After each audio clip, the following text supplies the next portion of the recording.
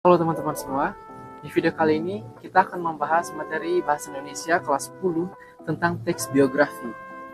Nah, kita akan membahas salah satu teks biografi melalui PPT yang akan saya paparkan di sini, di mana kita akan mengambil satu teks biografi dari ilmuwan termuka di dunia, yakni Albert Einstein.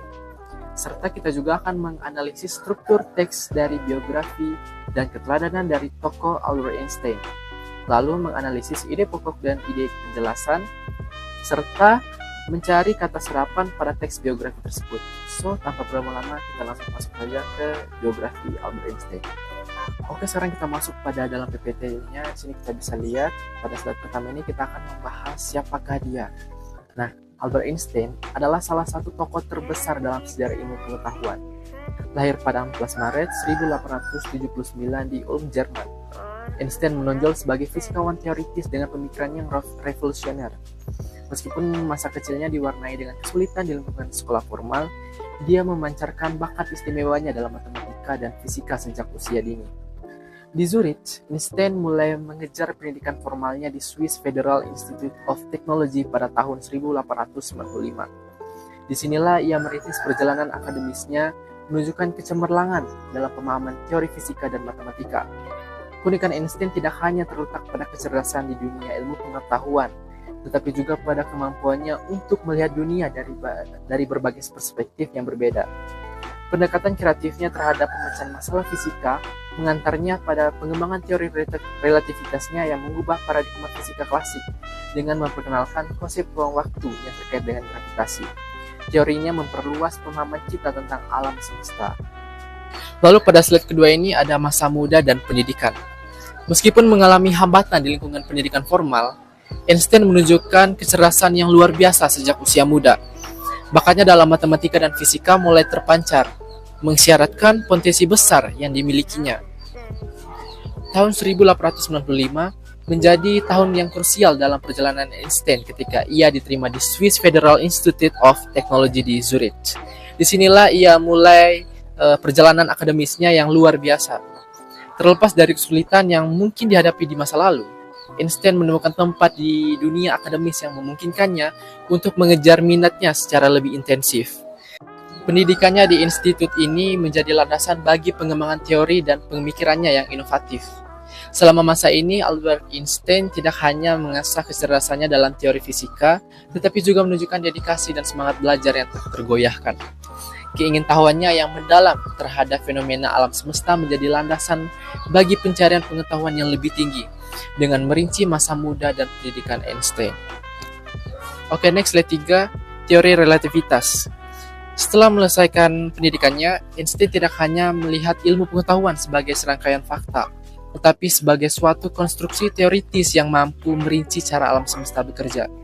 Pada tahun 1905, Einstein mengubah cara kita memandang ruang dan waktu dengan merilis relativitas khusus. Teori ini yang mencetus ide bahwa kecepatan cahaya adalah konstan, tak terpengaruh oleh kerangka referensi, menghasilkan persamaan yang ikonik, yakni E sama dengan mc², yang menyatukan materi dan energi. Dengan pernyataan sederhana ini, ia membuka jalan menuju era baru dalam pemahaman fisika. Namun karyanya yang paling monumental muncul pada tahun 1915 dengan pengembangan relativitas umum. Teori ini mengajarkan bahwa gravitasi bukanlah gaya yang bekerja secara misterius melintas ruang, melainkan akibat lengkungan yang dihasilkan oleh benda masif di alam semesta. Prediksi teori ini seperti lendutan cahaya oleh medan gravitasi, kemudian terbukti secara eksperimental dan mengukuhkan reputasi Einstein sebagai pemikir jenius. Tidak hanya memberikan wawasan baru tentang alam semesta, tetapi teori relativitas juga membuka pintu untuk pengembangan teknologi modern seperti satelit GPS yang memerlukan perhitungan relativitas untuk akurasi yang tinggi. Penghargaan Nobel dalam fisika pada tahun 1921 menjadi pengakuan resmi atas keberlianan dan perubahan paradigma yang dihadiri oleh karya ini.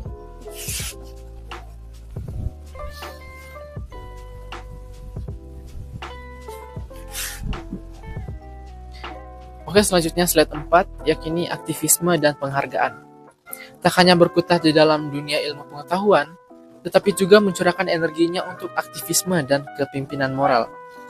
Meskipun namanya sering dikaitkan dengan ilmu pengetahuan, Einstein juga terkenal karena ketegasannya dalam menyuarakan pandangan sosial dan politik. Selama periode pasca Perang Dunia I, Einstein secara terbuka berbicara tentang kebutuhan untuk perdamaian global dan penghapusan senjata nuklir. Ia menjadi suara kritis terhadap perang dan ketidakadilan sosial.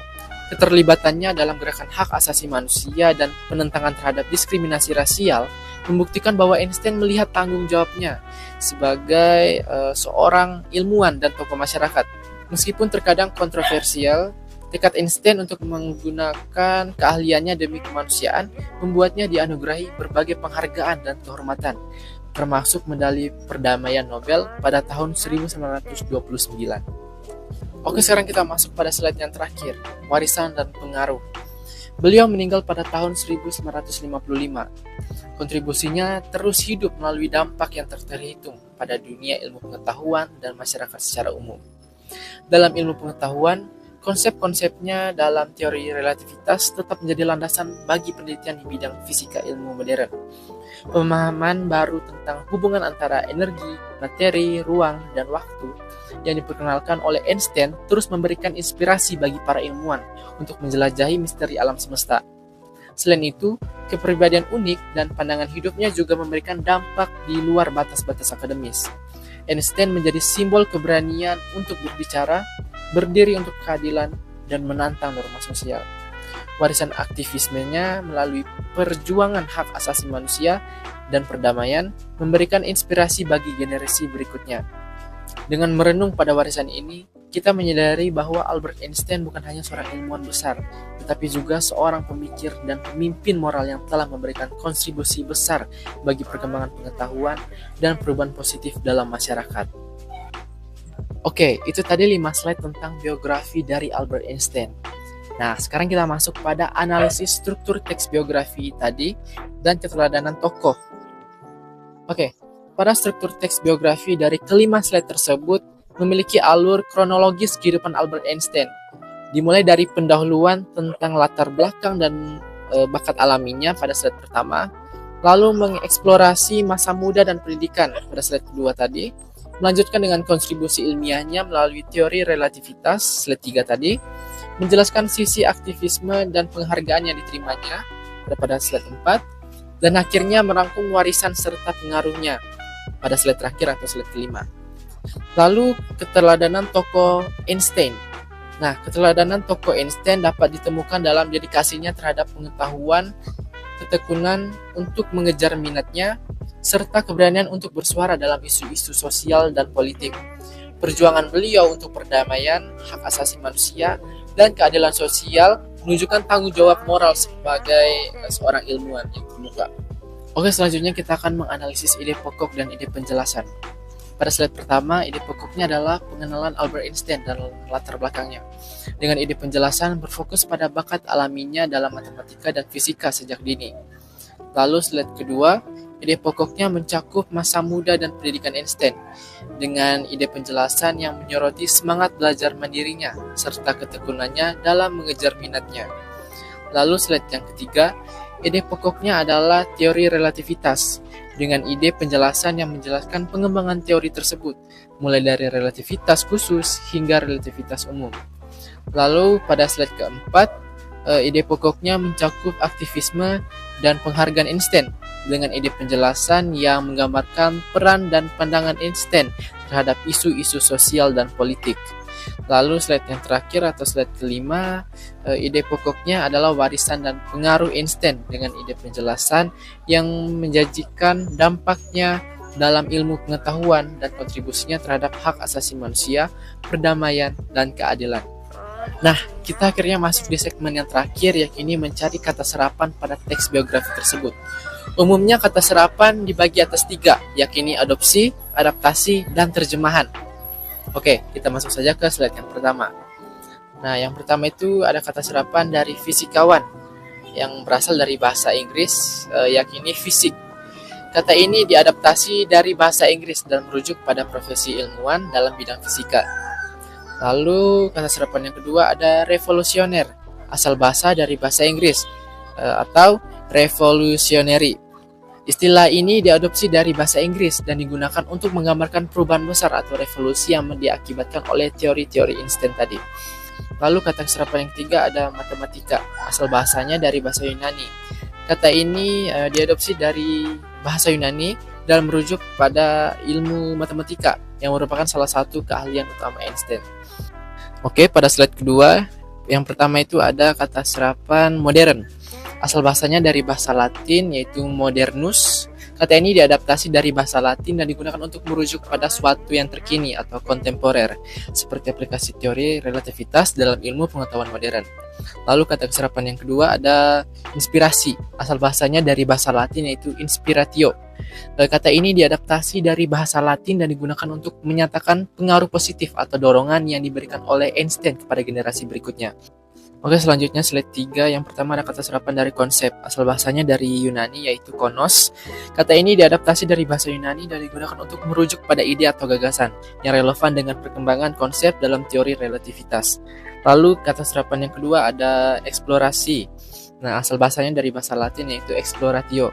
Istilah ini diadopsi dari bahasa Latin dan digunakan untuk menggambarkan penjelajahan atau pemeriksaan yang mendalam terhadap teori relativitas. Lalu kata serapan yang tiga ada paradigma. Asal bahasanya itu dari bahasa Yunani yaitu paradigma. Kata ini berasal dari bahasa Yunani dan digunakan untuk merujuk pada suatu model atau pola sesuai dengan perubahan paradigma fisika yang diakibatkan oleh teori relativitas. Oke, pada slide 4 yang pertama itu ada kata serapan dari perdamaian. Asal bahasa dari bahasa Prancis yaitu paix. Kata ini diterjemahkan dari bahasa Prancis dan digunakan untuk merujuk pada keadaan ketenangan atau ketentraman yang dalam konteks ini mencerminkan fokus Einstein pada perdamaian dunia. Lalu kata serapan yang kedua ada kritis. Asal bahasanya dari bahasa Yunani yaitu kritikos. Kata ini diadopsi dari bahasa Yunani dan digunakan untuk menyatakan sikap atau pendekatan Einstein yang kritis terhadap perang dan ketidakadilan sosial. Lalu kata serapan yang ketiga ada diskriminasi. Asal bahasanya dari bahasa Latin yaitu discriminatio. Nah, istilah ini diadopsi dari bahasa Latin dan digunakan untuk merujuk pada perlakuan tidak adil atau diskriminatif yang menjadi perhatian Einstein dalam gerakan hak asasi manusia. Oke, pada slide kelima yang pertama itu ada kata serapan sejahtera. Nah, ini asal bahasanya dari bahasa Inggris yaitu welfare. Nah, istilah ini diterjemahkan dari bahasa Inggris dan digunakan untuk merujuk pada kondisi kesejahteraan atau keseimbangan yang diinginkan dalam masyarakat. Terus kata serapan yang kedua ada energi. Asal bahasanya dari bahasa Inggris yaitu energy. Kata ini diadopsi dari bahasa Inggris yang merujuk pada pemahaman baru tentang hubungan antara energi, materi, ruang, dan waktu yang diperkenalkan oleh Einstein. Oke teman-teman, itu tadi pembelajaran yang dapat kita pelajari dari teks biografi. Nah, tadi kita sudah menjelaskan contoh juga dari teks biografi dari Albert Einstein, tokoh yang begitu fenomenal dan terkenal, serta sangat memotivatif kita saat membaca teks biografinya. Lalu tadi juga kita menganalisis struktur teksnya, lalu keteladanan tokoh juga. Nah, ada juga tadi kan kita menganalisis ide pokok dan ide penjelasan, sampai ke mencari kata serapan di setiap slide PPT tadi. Nah, itu tadi merupakan pembelajaran dari Bahasa Indonesia kelas 10. Semoga apa yang saya sampaikan atau yang saya berikan ke teman-teman dapat memberi wawasan dan pengetahuan lagi terhadap teman-teman. Oke, segitu saja dari saya. Sekian dan terima kasih.